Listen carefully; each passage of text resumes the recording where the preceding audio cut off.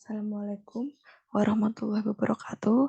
Perkenalkan, saya Febriana Khairunisa, mahasiswa Magister Sains dan Doktor Universitas Gadjah Mada, jurusan Ilmu Ekonomi. Pada kesempatan siang hari ini, saya akan mempresentasikan hasil studi saya dengan judul analisis faktor-faktor yang mempengaruhi masuknya aliran investasi asing langsung atau forex direct investment di Indonesia, di mana dalam penulisan tesis ini dibimbing langsung oleh Ibu Sekar Utami Setiastuti SE MSc PhD. Selanjutnya, latar belakang dari penulisan tesis ini bahwa di Indonesia yang merupakan negara berkembang masih sangat memerlukan sumber investasi atau sumber modal yang cukup besar untuk kepentingan pembangunan dalam negeri. Nah, tapi di kebanyakan negara berkembang itu telah terjadi kelangkaan sumber modal untuk investasi, di mana hal ini telah mempengaruhi situasi dan stabilisasi perekonomian di negara-negara tersebut.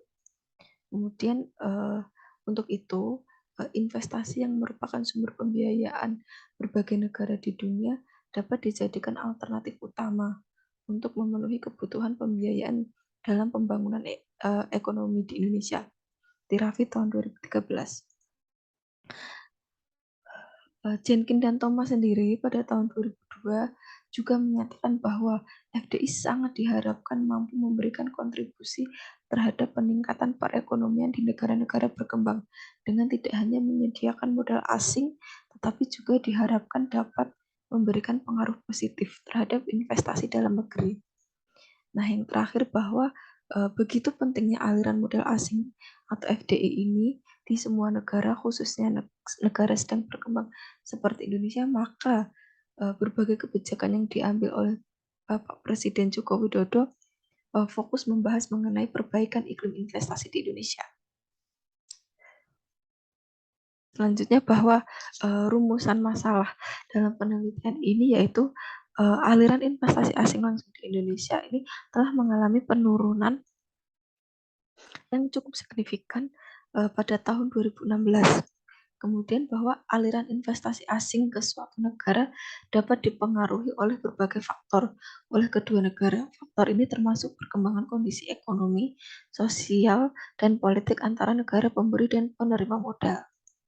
Maka sesuai latar belakang yang sudah dijelaskan pada bagian sebelumnya, penelitian ini berupaya untuk menganalisis faktor-faktor yang mempengaruhi masuknya investasi asing langsung di Indonesia dengan menggunakan variabel-variabel makro seperti inflasi, GDP real, nilai tukar real, ekspor atau impor sebagai proksi keterbukaan, serta World Economic Policy Uncertainty atau WEPO. Nah, pertanyaan pada penelitian ini adalah seberapa besar pengaruh CPI atau inflasi, GDP real, tingkat keterbukaan, nilai tukar real, World Economic Policy Uncertainty terhadap aliran investasi asing langsung atau forex direct investment di Indonesia. Kemudian bagaimanakah pengaruhnya variabel tersebut baik dalam jangka pendek maupun jangka panjang. Nah, tujuan dari penelitian ini adalah untuk menyelidiki seberapa besar pengaruh tingkat inflasi, GDP real, tingkat keterbukaan, nilai tukar real, World Economic Policy Uncertainty terhadap aliran forex direct investment di Indonesia. Kemudian untuk menyelidiki pengaruh variabel tersebut terhadap FDI dalam jangka panjang maupun jangka pendek. Kontribusi dalam penelitian ini bahwa secara teoritis studi ini dapat menjadi referensi bagi pihak-pihak yang akan meneliti mengenai topik investasi. Selanjutnya adalah dapat menjadi dasar bagi pemerintah dalam menetapkan kebijakan. Selanjutnya,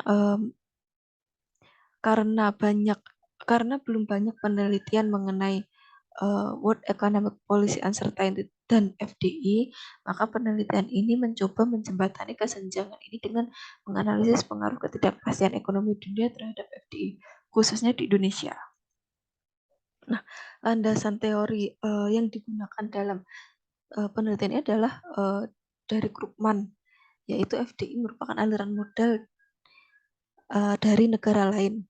Kemudian indikator ekonomi ini memiliki pengaruh yang lebih kuat dalam menarik FDI daripada indikator politik. Levis tahun 1997. Selanjutnya bahwa manfaat FDI menurut Valentine tahun 2000, Razin dan Shaka tahun 2001, yaitu FDI dapat membuka peluang untuk ahli teknologi. FDI juga dapat meningkatkan persaingan di pasar input dalam negeri. Negara penerima modal akan mendapatkan manfaat, seperti pelatihan tenaga kerja. FDI dapat memberikan kontribusi terhadap penerimaan pajak korporasi di negara tuan rumah. Beberapa penelitian terdahulu seperti Arben dan Sahiti tahun 2020 yang meneliti mengenai determinan FDI di Kosovo tahun 2005 hingga 2008 yang menggunakan variabel tarif pajak, perusahaan, upah, PDB, serta suku bunga. Kemudian metode yang digunakan merupakan OLS yang hasilnya adalah semua variabel yang digunakan merupakan faktor penentu dalam menarik FDI di Kosovo. Kemudian Azam dan Link yang mengambil topik determinant of foreign direct investment di India, Indonesia, dan Pakistan. Variabel yang digunakan adalah ukuran pasar, utang luar negeri, investasi dalam negeri, keterbukaan perdagangan, serta infrastruktur fisik. Data yang digunakan adalah regresi linear log untuk setiap negara dan model kuadrat terkecil untuk memprediksi berbagai efek ekonomi terhadap masuknya FDI. Nah, hasil dari penelitiannya adalah bahwa determinan FDI di Pakistan ini cocok dengan determinan FDI di India. Tetapi variabel keterbukaan perdagangan dan konsumsi pemerintah tidak berpengaruh. Sementara untuk hasil determinan FDI di Indonesia berbeda dengan determinan FDI di Pakistan dan India. Untuk mempersingkat waktu, penelitian yang lain saya skip, kemudian langsung menuju hipotesis dari penelitian ini bahwa berdasarkan tinjauan pustaka serta beberapa referensi dari temuan-temuan dalam berbagai penelitian sebelumnya, maka terbentuk suatu hipotesis, yakni diduga bahwa variabel inflasi, GDP real, nilai impor, nilai ekspor, atau sebagai proksi dari keterbukaan perdagangan, kemudian nilai tukar real, dan juga World Economic Policy Uncertainty ini memberikan pengaruh terhadap penanaman modal asing langsung ke Indonesia, baik dalam jangka panjang maupun dalam jangka pendek. Nah, selanjutnya data dan metode penelitian ini adalah bahwa data yang digunakan merupakan data sekunder dengan frekuensi kuartal periode 2010 kuartal 1 sampai 2021 kuartal 1. Nah, sumber data pada penelitian ini dapat dari berbagai sumber, website, dan instansi yang memiliki wewenang untuk mengeluarkan data-data tersebut seperti BPS, BI, Bank Dunia, Central Economic Indicator, United Nations Conference on Trade, and International Monetary Fund. Kemudian kemudian variabel pada penelitian ini adalah bahwa foreign direct investment atau FDI itu merupakan investasi asing langsung. GDP merupakan GDP real. Inflasi itu adalah tingkat inflasi, besaran inflasi aktual yang dihitung berdasarkan indeks harga konsumen. Dan ekspor dan impor itu adalah total ekspor dan impor di Indonesia. Nilai tukar real adalah real broad effective exchange rate atau indeks dasar menggunakan tahun dasar 2010. Kemudian adalah yang terakhir adalah WEPO, di mana WEPO ini adalah indeks ketidakpastian kebijakan ekonomi global yang merupakan nilai rata-rata tertimbang PDB dari indeks EPO nasional untuk 21 negara, di mana semua variabel ini menggunakan satuan rupiah, tetapi WEPO ini menggunakan indeks, dan semua frekuensi adalah merupakan kuartal. Dan metode analisisnya adalah bahwa metode yang digunakan pada penelitian ini adalah menggunakan metode ARDL atau Auto Regressive Distributed Lag, di mana model yang dikembangkan itu diadaptasi dari Benazik and Rami, yaitu FDIT, yaitu dalam jangka panjang ada terbentuk suatu persamaan FDIT sama dengan beta 0 ditambah beta 1 CPI ditambah beta 2 maksud saya real GDP ditambah beta 3 ekspor tambah beta 4 impor ditambah beta 5 real exchange rate serta beta 6 WPU plus error correction, di mana beta 1 ini merupakan koefisien dalam jangka panjang. Di mana koefisien dalam jangka panjang error term serta T merupakan periode waktu yang kemudian dikembangkan lagi menjadi model dalam jangka pendek yang di sebelah kanan. Selanjutnya, nah, tahapan estimasi pada penelitian ini adalah yang pertama ada uji stasioneritas data atau unit root, kemudian penentuan struktur lag dan estimasi, uji Bounds, uji autokorelasi, uji heteroskedasitas, serta yang terakhir adalah mengestimasi dalam jangka panjang dan jangka pendek. Hasil dan pembahasan dari tabel yang disajikan merupakan hasil dari analisis stasioneritas data di mana 3 metode digunakan, yaitu ADF, uji PP, serta KPSS. Di mana hasil yang keluar atau yang terlihat adalah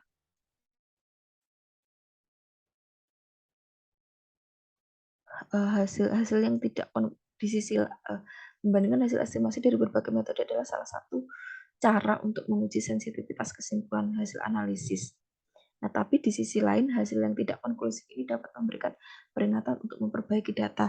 Dari tabel yang disajikan bahwa data tersebut adalah data yang stasioner dan layak untuk digunakan dalam penelitian.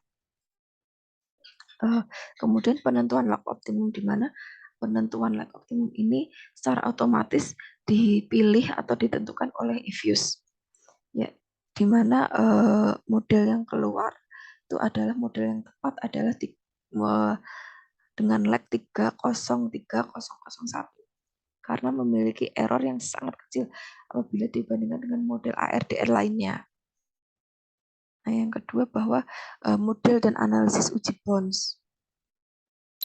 Dari tabel yang disajikan bahwa nilai F statistik 5,159 di mana nilai tersebut lebih besar dari nilai critical value baik 1%, 2,5%, 5%, bahkan 10%, sehingga dapat disimpulkan bahwa data dalam variabel ini memungkinkan penulis untuk menangkap adanya pengaruh dalam jangka panjang dan dapat digunakan untuk peramalan dalam membuat kebijakan.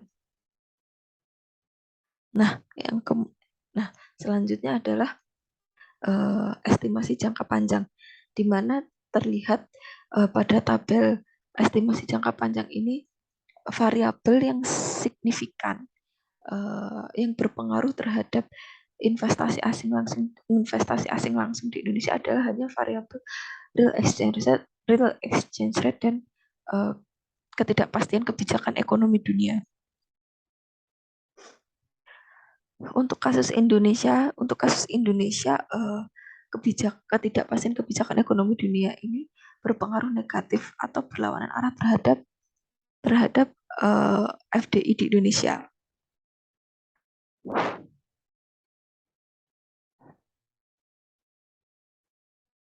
Selanjutnya adalah hasil dari estimasi jangka pendek.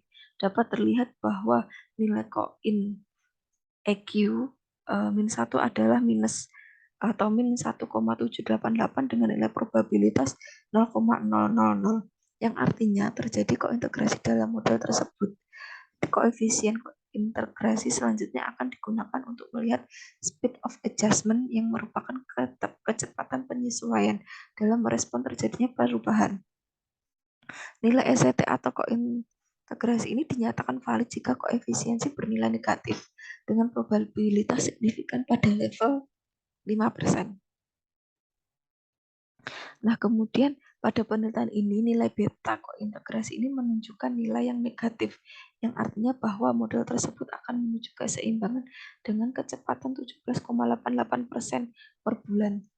Dalam metode ARDL, nilai lag yang bernilai 0 akan dihilangkan secara otomatis oleh EFUSE. Dalam model yang artinya variabel X yang memiliki nilai lag 0 menunjukkan tidak ada hubungan dalam jangka pendek terhadap Y.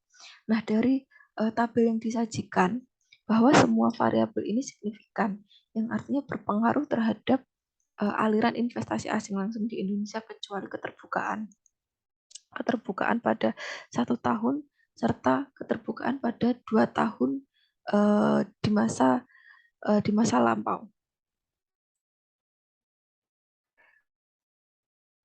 Kemudian semua variabel itu uh, real GDP 1 dan 2 tahun sebelumnya itu merupakan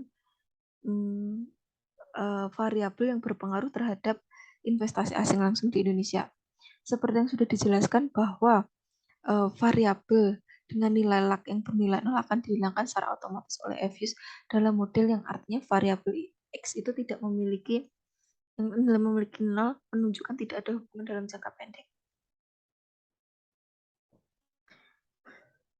Maka kesimpulannya adalah bahwa penelitian ini dilakukan untuk mengetahui serta mendalami berbagai faktor yang berpengaruh terhadap aliran penanaman modal asing langsung di Indonesia. Menggunakan serangkaian data sekunder dengan mengadopsi model persamaan yang dikembangkan oleh Benazik dan Rami tahun 2016 serta menggunakan metode Autoregressive Distributed Lag RDL untuk melihat hubungan antara variabel dependen dan variabel independen baik dalam jangka panjang maupun jangka pendek. Nah, selanjutnya hasil penelitian menunjukkan dalam jangka panjang hanya variabel nilai tukar real dan WEPO yang berpengaruh secara signifikan terhadap masuknya investasi asing langsung di Indonesia. Namun, variabel WEPO ini memiliki hubungan negatif terhadap investasi asing langsung di Indonesia. Sementara dalam jangka pendek, semua variabel berpengaruh secara signifikan terhadap aliran investasi asing langsung, kecuali variabel keterbukaan, baik dalam kurun waktu 1 hingga 2 tahun di masa lalu.